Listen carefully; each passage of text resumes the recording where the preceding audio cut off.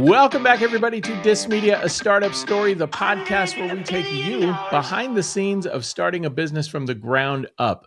And, for the duration of this podcast, we've been chronicling our venture, kind of starting. Go back to episode 1, you'll kind of hear everything from the very beginning. And, lately we've had a lot of special guests, but today I'm really excited for this one because similar to DissedMedia, started a business from the ground up. Dissimilar to DissedMedia, wildly successful. So today we have a wonderful guest, Mr. Abi Asija. Abi, how are you? I'm doing well. How are you doing, Ben? I'm doing great. Thank you for asking. So, Abi, one of the things we try to do when we meet new people and having folks on the show is kind of give them a opportunity to walk us through their background. If you wouldn't mind, I know that you've done quite a bit in the last several years. Help me understand what brought you to what you're doing today. Yeah, so came to the US in 2007 as an international student for higher education. After graduating, I got a 9-to-5 just like all the other international students. Did that for 10 plus years, got burnt out, wanted to go into real estate, but did not want to take debt at the time.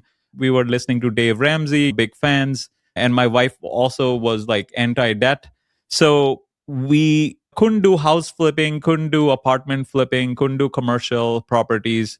And then we stumbled upon land. So you can buy these smaller pieces of parcel, even larger pieces of parcel on the western side of the US, Nevada, Arizona, California, in the desert for $4,000 or $5,000, and you can sell them for like 10, 12K. So you're 2.5, 3x your money. So that's the strategy we came across. We were skeptics at first. We didn't believe it, but we decided to try it out. So we sent a bunch of letters to people who own land.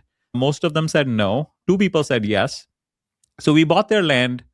And at the time, we didn't have a website. eBay was a big thing. So we listed those properties on eBay. We sold it within like few months. And we like 2x or 2.5x our money.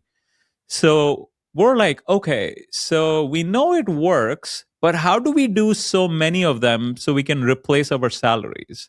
So that's when we started learning about business, how a business works, how do you scale something like this? Because we're essentially selling a product, just like you would sell something on Amazon, because most of the sales happen online. A lot of mistakes made, a lot of learnings to be had, 7-8 years. At this point, we have sold 700 plus properties, and we are a 7-figure business. That is amazing. So, okay, my origins are from out west. I'm originally from California, although I'm in Atlanta now. And I grew up in Central California, so I wasn't exactly even the prettiest parts of California. So I'm very familiar with Central Valley desert and arid landscapes.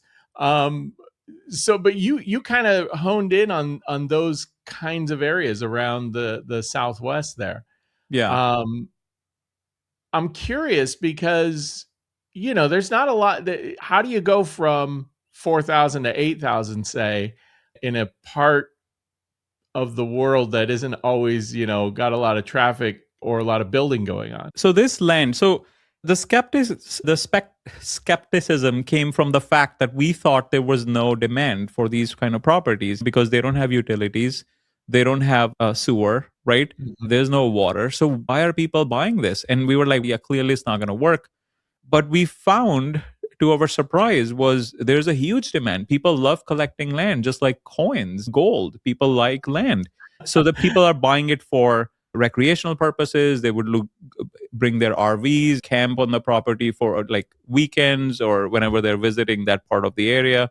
They will buy for legacy purposes. Oh, I don't own anything. I've been renting. I live in the city. I want to buy something to my name, which I own fully, and then pass it on to my kids. Some people really love off-grid setup. They want to install solar panels, put like a small shed in there, like a weekend getaway kind of thing. Some people want to ride their ATVs on the property. So there's a lot of use cases. Or some people, they think there is just a matter of time before like cities move towards these rural areas and the properties become more valuable. So it's more of a speculative play there, just like gold. You're not getting any passive income, but still the prices keep going up. So huge amount of demand, and that's was the biggest realization. People want it. So the secret is really not on the buy side. Anyone can buy land. You can participate in county tax auctions, you can send letters, you can do like cold calling, and people will sell the land. That's not the big deal. The big deal is disposition sites selling these properties, because you have to, because it's all online, right? Because realtors don't want $8,000, $10,000 properties, because there's not enough commission. They're going to make $400. It's not worth their Right. time. Just going there and coming back, that's like whole day gone, and they spend like $100 in gas. So it's not worth it for them. So you have to sell these properties yourself. That means you know how to do online sales. You need like a sales team, or at least be good on the phone. You need to be good on Zoom, set up Zoom calls, because there's a lot of trust building that needs to be done. And then you need to do a really good job with marketing. You need to hire a drone photographer, drone videographer, like overhead views. We draw the boundary lines. A lot of different stuff on the online marketing and online sales side. And if you do a good job, and people, see all the effort you put in, and they trust you and they buy. That's incredible. Yeah, I wouldn't necessarily. I mean, it doesn't necessarily rise to one of those things that I think is, kind of in the forefront of people's mind. Let me ask you this: when it came to, you said you started off small. So, what's the least amount of acreage that you purchased? You can buy like quarter acre lots in New Mexico. So these are like subdivisions that were done long time ago, and they never really developed. So you could buy like quarter acre lots for like $500 and sell it for 15 kind of thing. Or you Wow. could buy like bigger acreages, like 5 acre property for say $5,000 and sell it for like 10, 12K. Well, now that was like the starting initial strategy that we used. And now we're like all over the US. So now we buy properties in Georgia, North Carolina, South Carolina, Florida. And the reason we started with the desert squares is because there's not a lot of due diligence you have to do on those, because there's like nothing around them. So as long as it has access, you're pretty Yeah, much okay. you can see all the problems because it's very flat. Exactly. But when you go to like North Carolina, it's really hilly, right? You have to Yeah, look at the sloping issues. You have to look at the what the grade is. You have to look at the soil, because the properties are not as big, right? The ones, at least the ones we're buying. So if it's like a half acre property and half of it is wetlands, you're out of luck, right? Because you yeah. you know you won't be able to put in sewer, you won't be able to put in a wetlands is a big thing. You have to look at like environmental contamination, like what are the historical uses. So as you get into like more complex type of land outside of desert squares, it requires more upfront due diligence. What tends to be like a margin target you look for before how low does it have to get to before you just walk away and say it's not worth it? Well, we look at minimum of 2xing on every deal at the very least. So if we can't 2x our money, we're not going to touch it. And at the high end, sometimes we 5x it, but that's not a norm. So I wouldn't like use that as a benchmark. Amazing. So one of the things that you do is you've kind of taken a lot of this learning that you've gotten from doing this and put it into books and put it into your own podcast. So Right. how far along did you get to before you started going down that road? So yeah, that's an interesting segue into why I wrote the book. So it was essentially more out of envy, because my wife wrote one book on due diligence. When we first started, we completed like 200, 300 deals. And we were like, a lot of the due diligence stuff at the time, this is pre chat GPT, it was not readily available. You don't like when you buy a house, you could just hire like an inspector, like property inspector, to inspect everything. And they send you this nice report. You look at all the things that are wrong with the house. You can't do that with land, right? So most people mistakenly believe that their realtor will do the due diligence, which is not the case. There are like maybe like handful of land realtors that might be competent enough to do that, but they are like they sell $1 million properties. They're not going to touch like 10,000, 20,000, $30,000 land. So you have to do a lot of the due diligence yourself, and it's much more complicated and it's much more detailed. than what you would do for a house. Like, for example, you don't have to look at wetlands issue because the building is already there. The wetlands come into play because they're federally protected, so you can't build on them. So if you're buying a property, you already have a house on it, you don't have to worry about wetlands. The other thing is environmental contamination, right? If you already have a house on it, there's an existing, clearly people have been living there for a long time. And if there were some issues in the water, you would have found out by now. So you don't have to worry about that. But if it's like just land, you can't see what's under it, right? Maybe there was like a orchard, like a farm, some kind of farm. They use like a pesticide, and that kind of like contaminated the soil. Like, how would you know, right? Unless you do a water test, do a test well, and then hire a professional to do the test, you're not going to know. So those are the things you have to look at, and that's just like scratching the surface. So when we were doing all these properties, run into issues. Like, for example, very specific example. So we were buying these desert squares. So we sold a 20-acre parcel in New Mexico. We bought it for I think $6,000-$7,000. We sold it for 18, and everything went smoothly. And a month later, the buyer, he calls us. He was very angry, and he said, "You guys scammed me." I was like, "What do you mean?" He said, "Well, there are like three like the property has wetlands like in three different places." I was like, "What are you talking about? Wetlands? It's New Mexico. It's all dry. What do you mean wet?" So, and then that's how we got educated. So he was talking about arroyos. So there were like three arroyos going through. It's dry most of the year, but when it rains, right, it like floods. It's no Right? joke when it rains. Yeah, exactly. It's like water just runs gushing in, and it's like it's dangerous. So we didn't know that, right? We were living in New York City. Like we don't know what an arroyo is, right? Then we were like, oh, that's another thing we need to look at, right? So we were like, we apologize. We are like, well, refund you the property, just take it back. And then after a couple of weeks, he came back and he said, actually, it is a 20-acre parcel. There is still a lot of buildable area, so you guys are fine. I was just upset because you didn't disclose it. And we were like, we would have happily disclosed it if we knew what an arroyo is, right? When you were talking about made some mistakes along the way, so some of these lessons have been very valuable. Yeah. So stuff like this, right? You don't know until you encounter it, because you can't just go to ChatGPT and say, at the time there was no ChatGPT. Now you can, right? And probably ChatGPT learned from my wife's books because she spent more than a year writing it. And we started with 30 things you need to look at, and we ended up with 210. Wow. Because we're like, wait, what about this? What about that? What if someone wants to build? What if someone wants to construct a high rise? What about easements? There are like 7 different types of easements. There was something called a view easement. Did you know this? So if you, in the areas where like there are high rises, there you could have a view easement. Like you cannot, that will prevent someone from like building like right in front of you and block your view, right? Stuff like that. You can't do that, and you have to get air rights and view easements and so many different things. So we broke down everything because we wanted it to be super comprehensive. And then we came up with 200 something things that you have to look at. If you're like, obviously not every time you're buying land, every possible scenario we wanted to cover. So she wrote this book. It was very well received. It's called Land Buying Mistakes. And so we reached 700 sales, and I was like, well, I need to write something.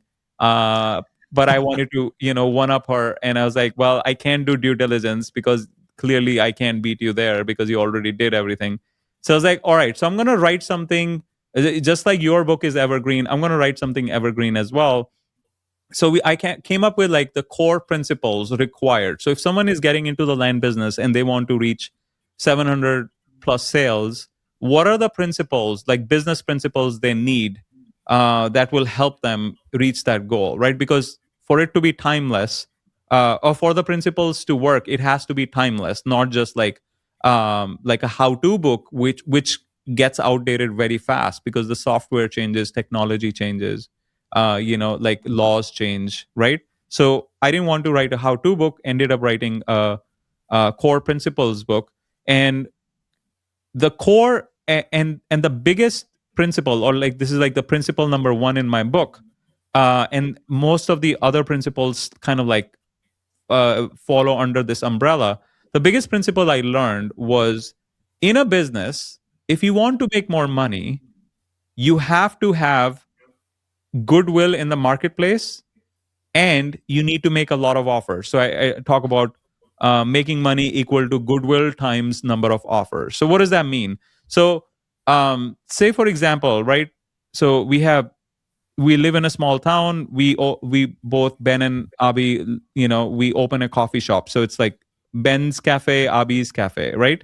So someone goes to your cafe and they say want to buy a small cappuccino, and you'll be like, well, you as part of the conversation, you're like, well, you should try the large. We have a special going on. You get a free pastry with it or free croissant with it, and so you make like multiple offers. Well, you should try the foam art thing on top of your cafe, on top of your coffee. It's really popular. People love it, right? So you are having this conversation with this customer, and you end up making like five, six, seven offers, right? When they come to my cafe and they say, well, I want to buy this small cappuccino, and I was like, all right, here you go, right? And I serve them and they go home, right? So you can imagine if there are 100 people coming to your cafe, 100 people coming to my cafe, and this is the way we're running the cafe business, you can imagine at the end of the year, your revenue number will be ridiculously higher than my revenue number, right? Because Yeah. you made so many more offers. So if I made $100,000 revenue at the end of the year, you might be at 700 because the upsells you're doing are probably more expensive than the coffee that they bought, right? So that was like the core principle. Once I learned it, like it completely flipped on how we ran our land business. So you need number of offers, and you also need goodwill, right? As in, like, you need trust and goodwill in the marketplace, because if people don't trust you, they don't have the goodwill. They will be like, well, yeah, Ben, I don't really trust you. Just give me the coffee so I can go home, right? Or if they trust you, they'll be like, oh, that's cool. Ben is like, he produces so much value. He has produces so much content. He adds so much value to the marketplace. He has written books. He has a podcast, right? So if the people know, like, and trust you, and you have goodwill in the marketplace, when you make more offers, they're more likely to be accepted. People are more likely to take them, right? So you need goodwill and you need a lot of offers to make more money. So how did we apply this in the land business? So before, when we first started, people will come to us. They'll say, well, I want to buy 5 acres in Valencia County, New Mexico. And we'll sell it to them. And then they'll go on their way and we'll be like, bye bye. Thanks for doing business with us, right? So one offer, right? But then we were like, okay, so for a successful business, we need to make a lot of offers. So we're like, what else can we offer? So next time they came, we'll be like, well, would you like help with a soil percolation test? Would you like help with a survey? Would you like help with fencing the property? Would you like help with grading the property?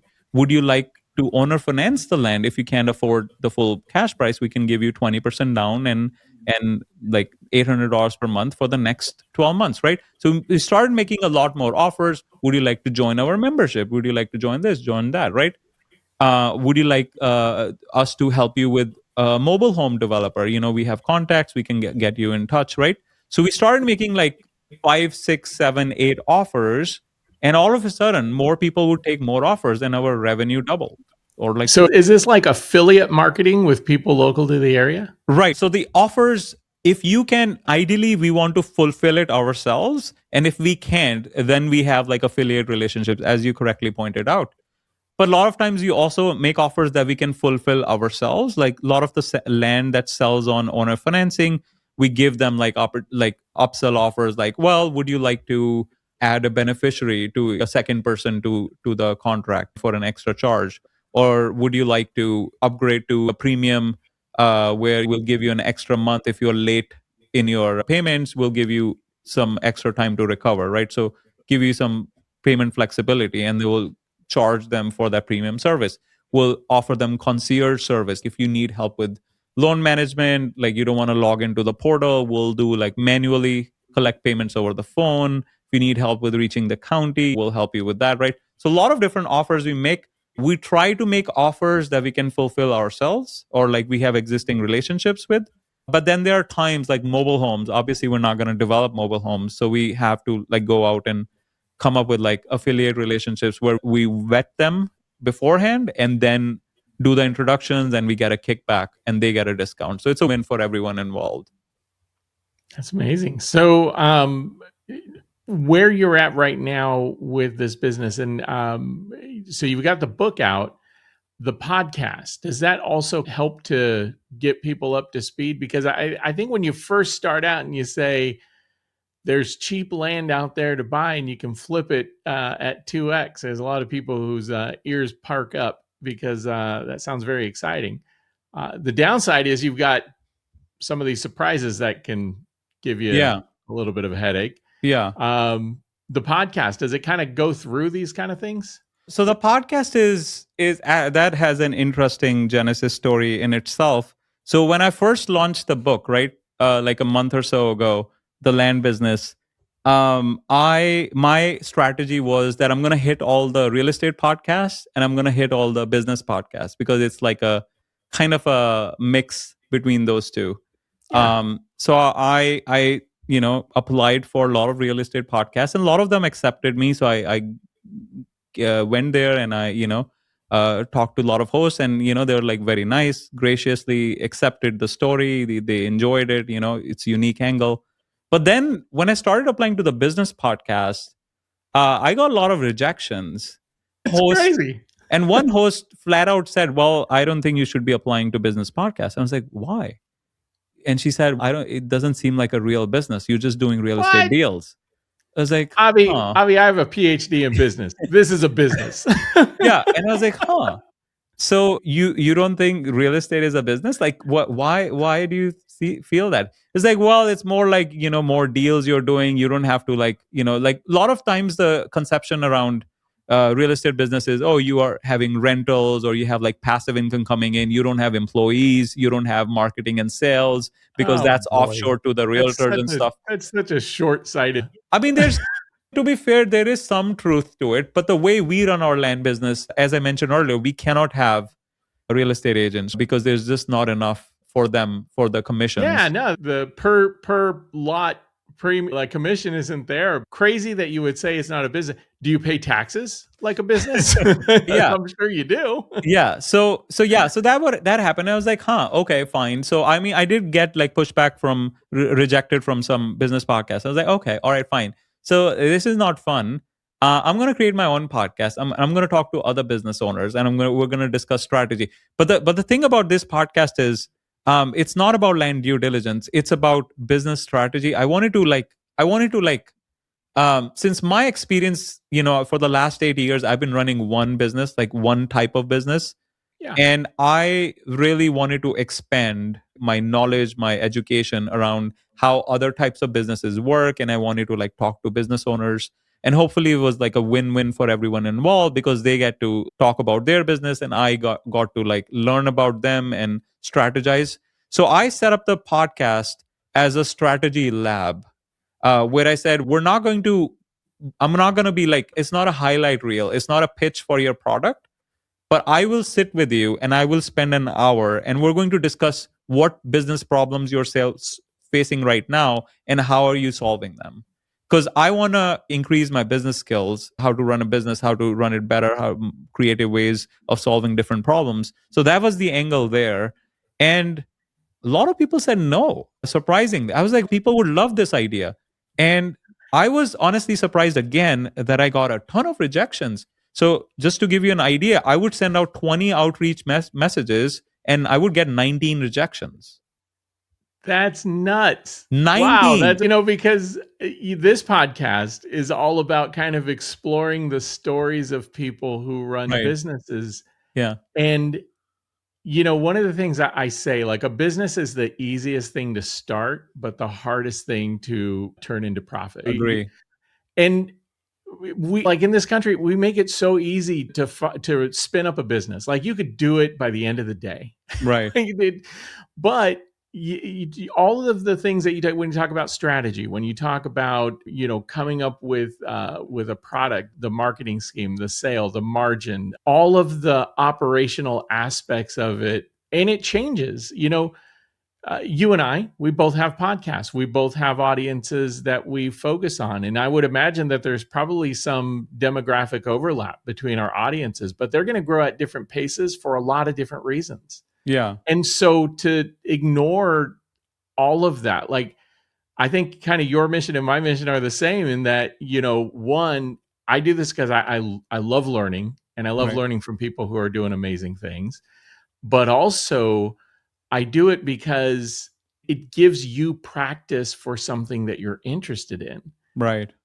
And to me, I think there's just a lot of value in, learning from other people, and, Yeah. and also at the same time being able to share your stories. So crazy to me that there are business people out there. And I will say, like, one of the things that I've come across is there's a lot of people who are kind of coaches or speakers, and they're really trying to book that next gig. They're really Yeah. kind of trying Yeah. to talk about their, like how to book them and things like that. And to me, that's okay. But even I've kind of gotten to the point where, like, I love the conversation, not the pitch.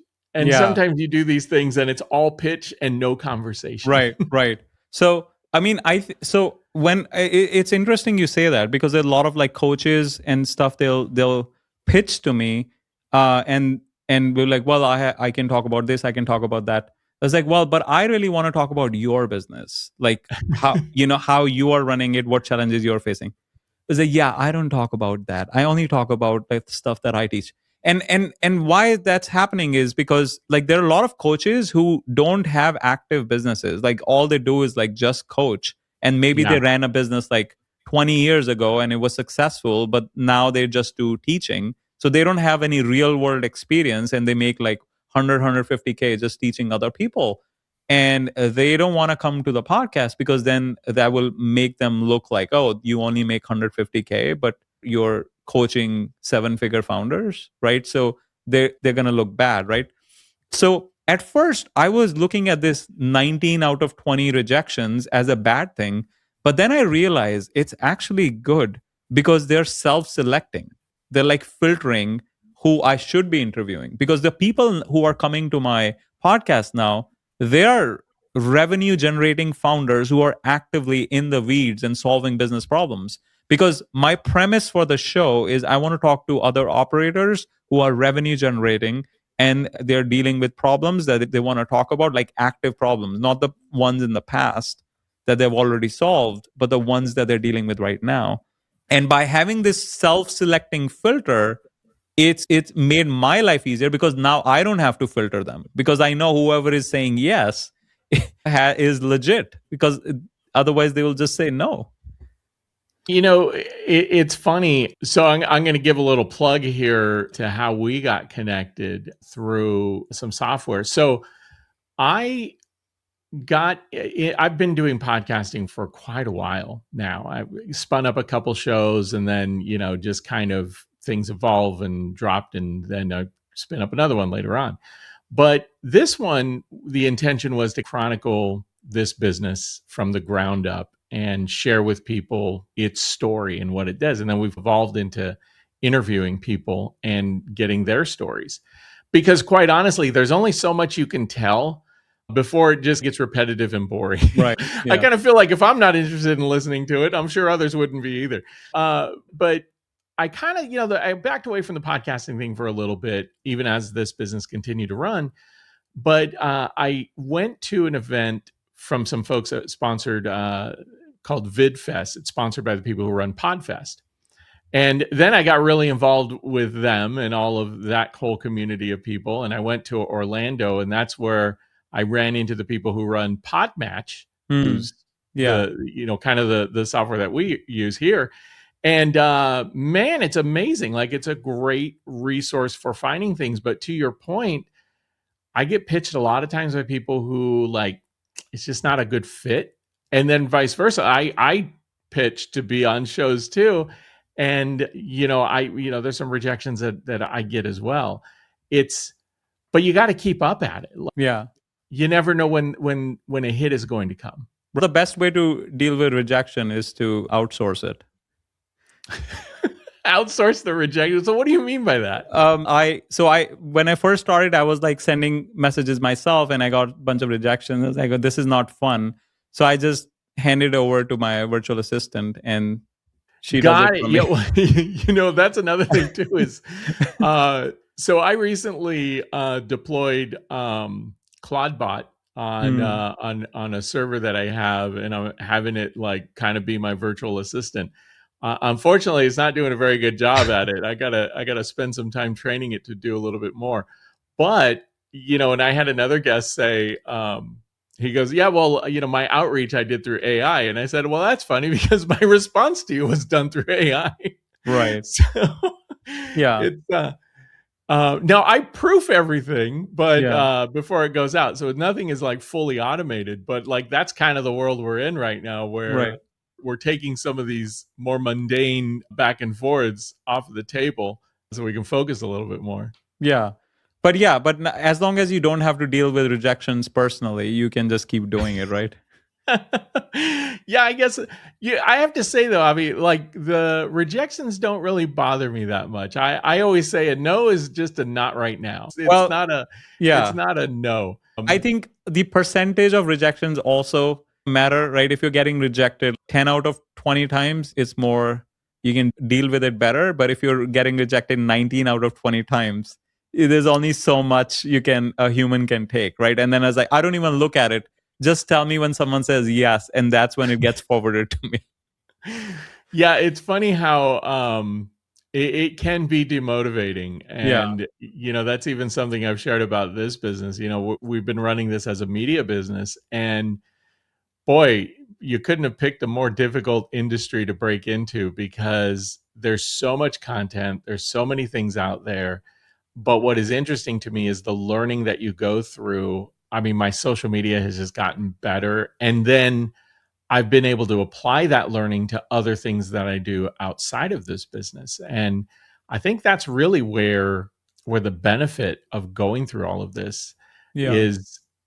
I teach a class in social media marketing for a college, and I tell them, like, you don't dabble in social media. Like, right. you either do it and you're committed to it, or you're just not going to see the results that you want. Like, you Yeah. have to be in it every day. It is like the concept of goodwill that I talk about in the book as well. So essentially, like the distinction between trust and goodwill, like that's like a nuanced distinction. That's how I define it. I will love to get your thoughts as well. So trust, like explain with an example where like I have my accountant who does my taxes, and he's been doing taxes for like 40 plus years for like land specific businesses, or like whatever 30 plus years. Sure. So he knows everything in and out, all the laws, all the rules. So I trust him 100%, right? So there's so much trust between my accountant and myself, right? But I have like close to zero goodwill. He has like close to zero goodwill in the marketplace.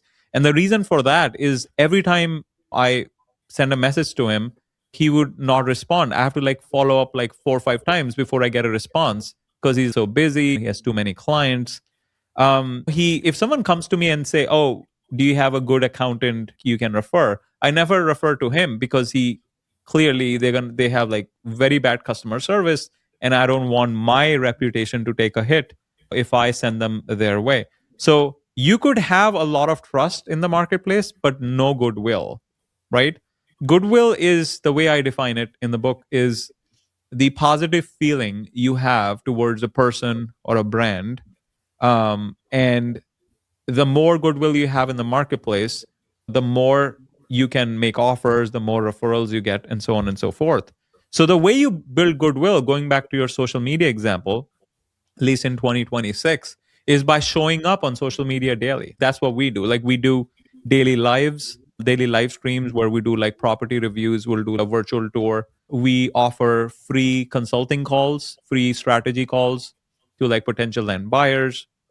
We do a ton of shorts, property shorts. We are active on LinkedIn, we're active on X, right? So you have to do all those activities just to build goodwill, because if you don't have goodwill, you're going to have a hard time making more offers, right?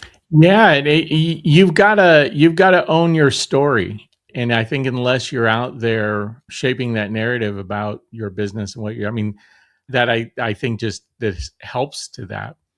Out of Yeah. curiosity, because we have Daily Pitch, I know we have some branding disconnects here. The Daily Pitch is our online media publication that we founded. DissedMedia is the name of our company, but we do a lot. Facebook, Instagram, X, Twitter, YouTube. Like we hit them all every single day. So depending on the platform people are hearing this on, where would they find you on some of these other social channels?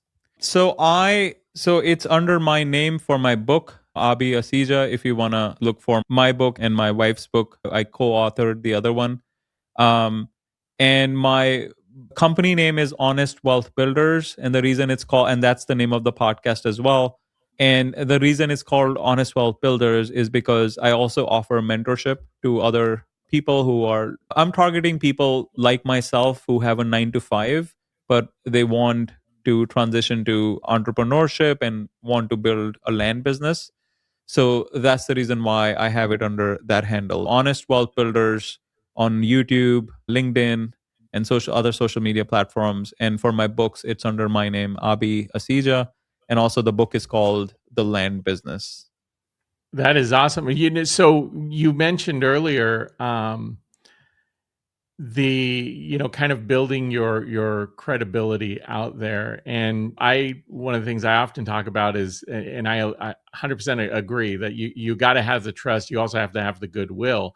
Right. I tend to say that it's a balance of credibility and credentials. Mm. Your credentials are your degree or your years of experience, things that you've done, businesses that you've built. Those are all your credentials. Your credibility are your character, your behavior, your responsiveness, your truthfulness. And you've got to have a good balance of both of those things. And when you have too much in one camp or another, the perception is drawn as to whether you are either more credible or if you just have a bunch of credentials. Because there are highly credentialed people who are not credible. Yeah. And then there are highly credible people who don't have a lot of credentials to their name. And so I think the goal in life is to build that balance of both and have a well-rounding on both sides. I totally agree. I mean, entrepreneurship is like it forces you to have experience, right? You cannot like take it easy because it's like your competition is always like trying to beat you. So it kind of like forces you to build credibility, irrespective of whether you have credentials or not. Yeah, absolutely. And I think that you throw social media there into the mix, and to your point, I mean, trust is a very big thing. And I was just having a conversation about this with a class I was teaching about.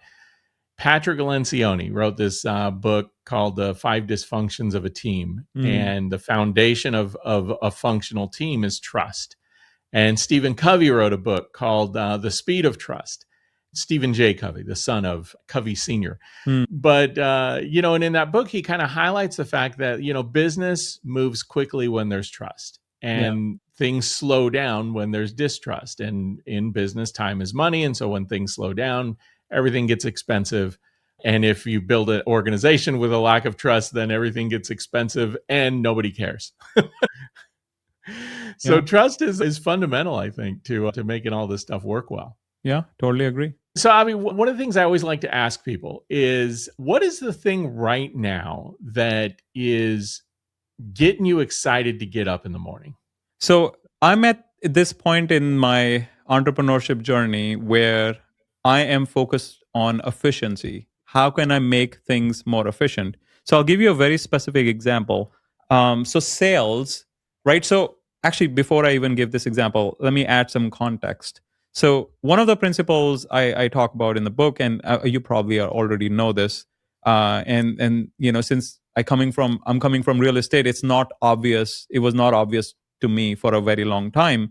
Is there are only two ways to make money in business, right? One is or more money in the business. One is you can spend more money to acquire more customers, right? So you can spend more money on ads, marketing to get more customers. And the second way is to make your existing customers more valuable, right?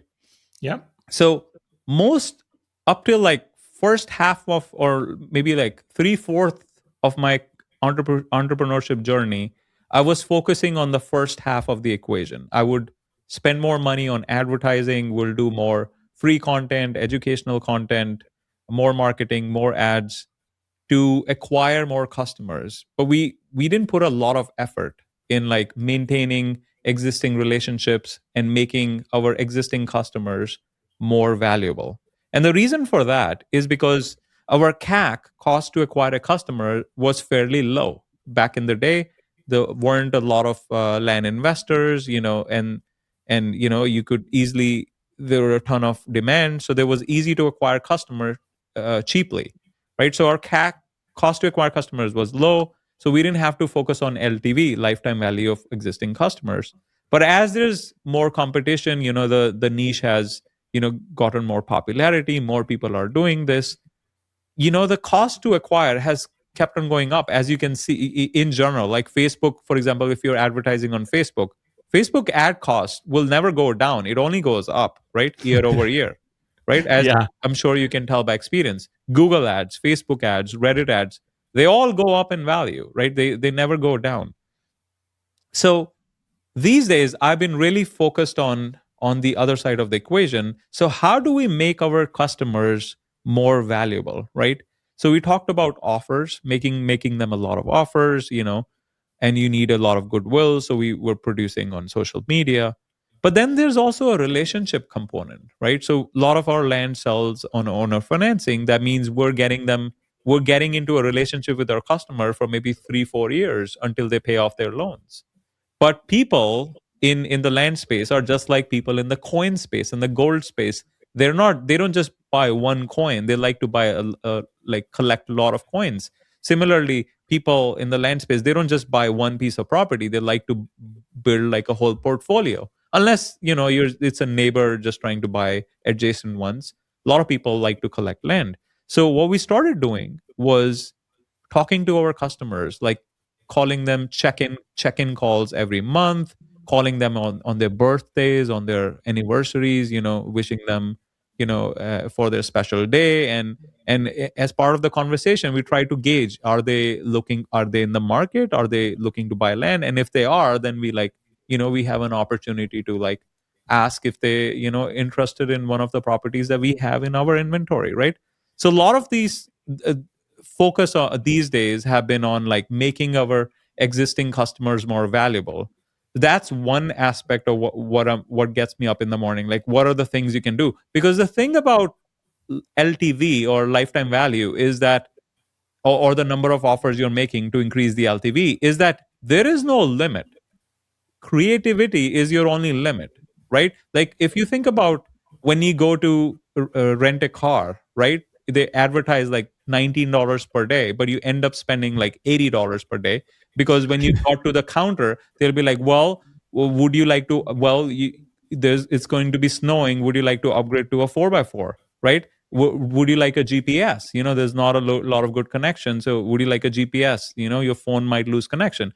Would you like a baby seat for your baby? Would you like a ski rack? Would you like to prepay for gas? Right. So they make like 10, 12 offers and you don't even realize, right? But they're increasing their LTV for each customer, right? So all the big businesses, they're doing these things, right? So I'm thinking, how can I run my company and use the principles that all these Fortune 500 companies are using and increase my own revenue, right? So stuff like that. There are other things we started implementing recently that's gets me really excited, is the metrics that we're tracking on the sales side. Like a lot of the times, in the past, we wouldn't care about sales metrics. That's a big thing. Like how many people showed up to the call, right? How many people, like the show up rate is such a big problem. Like people will literally have reminders now. So we'll have automated reminders, just like, you set up on Zoom, you get like automated Calendly reminders. Yeah. So we literally have 4 reminders automated, all going to the customer. And then we have a manual person calling them, offshore person calling them. Oh, you booked 4 p.m. with us. You'll show up. was like, yeah, of course I'll show up. This is 1 p.m., right? Yeah, of course I'll show up. Yeah. This is like the setter for the closing, right? And then 4 p.m. they don't show up. It's like, you just confirmed few hours ago and you said yes to these automated reminders and you're still not showing up. Like, and now that's an interest. How do you solve that? How do you solve that problem? Like, Yeah, right? I don't know that there is a solution to that. Yeah. On a smaller scale, it happens in the podcast space a lot. I can't tell you in the last 2 weeks, I've had 4 people either not show up or drop out at the last minute and have to reschedule. Yeah. And to your point, it's I don't know how you solve that. It's a little disappointing because sometimes you're a little bit more into it. Like as it relates to your business, I mean, you're excited. You hope that excitement kind of permeates across the Yeah. way to others. But Yeah. you're doing all you can.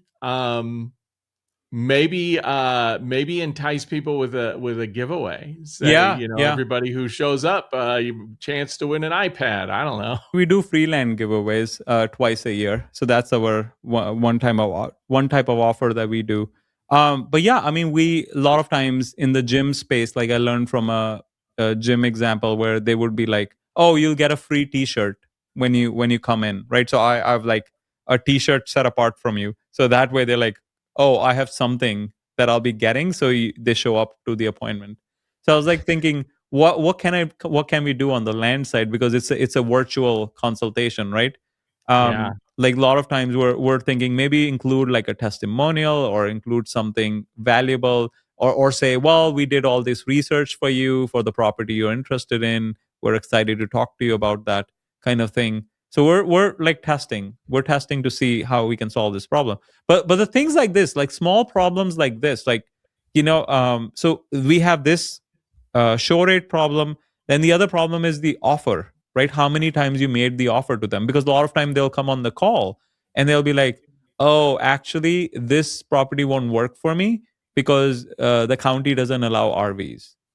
It's like, wait, so if that was the concern, our setter would have been able to handle that. Why did it reach the closer? Because the closer's time is so much more valuable, right? Because we have 1 or 2 closers, but we have like 7 setters. So how did it should have been filtered? It shouldn't even have reached the closer. So what did we clearly something missed in our process? So how do we improve that process?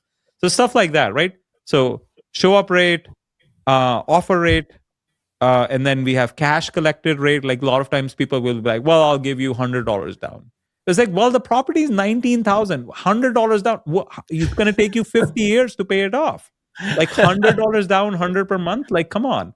Like, so stuff like that. Like there's a lot of education. Because literally we had this call 2 days ago. So this is an expensive, like relatively expensive property, $19,000, right? And so we said we can do 10% down and then $599 per month for however many years, like 4 years, 3 years, right? The lady calls and then cancels at the last minute. And then we asked over email what happened. They said, "Oh, I found someone who can do this $99 down and 99 per month." I was like, "What? That doesn't make any sense.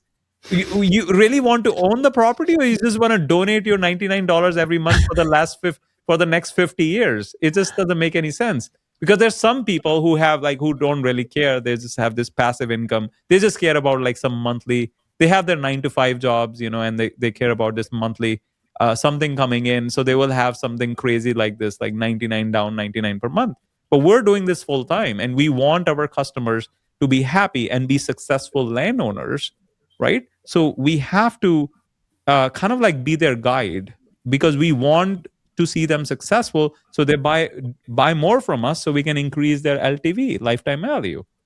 It sounds like, like in that scenario, it's almost like how when people go shopping for a car, they get locked into payment and they don't realize they're paying more for the car by going into the deal looking at payment and not looking at price. Exactly.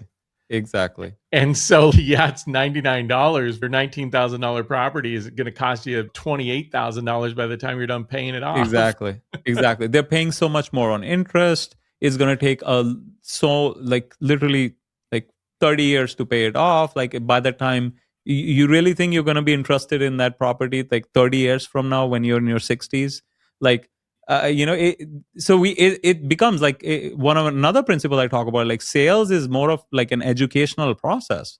You have to like educate people who are buying, is like what is the goal. Like we try to hit them with their goals, right? Like we start with the problems, what problem they're solving, and what their goals are, and we kind of like align the payment plans according to them. Like some people are like, oh, I can do 299 per down because I'm expecting in March I'm going to get like $10,000 in tax refund, so I'm going to make like a big balloon payment. All right, okay, that plan makes sense, right? But if you don't have a plan and you're just going to do 99 per month, then we're not setting you up for success. And then you're Yeah. going to default, and then we'll have to foreclose, and then we're not going to leave a review. You're going to have like negative goodwill built around us, right? You're not going to have a good feeling when you think of us, right? And we don't want that. We want you to be successful. So that is such a struggle. Just trying to get people to kind of align to, I don't want to really call it a sales funnel, but I guess in a way it kind of is, that you're trying to move them to a destination from a sales standpoint. Yeah. You mentioned a couple ways to make money in a business, which is, get more customers or get more from the customers you have. And there's actually a third way, and you touched on it a little bit as you were explaining things there, which is operational cost management. Right. So Good just cost. making more of the money that is coming in, increasing your margin by being more efficient with your spend and your tactics. Yeah. Um, I don't know how much more we can do there. I mean, there's only limited things you can do, right? You can only go to zero, but with customers, the LTV can go to like unlimited, right? Yeah. Yeah, that's very true. Yeah. So you have to be cognizant of that.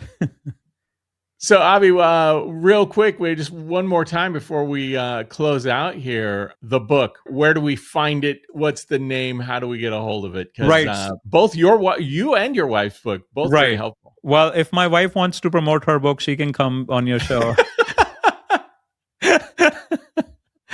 Because I'm only promoting my book.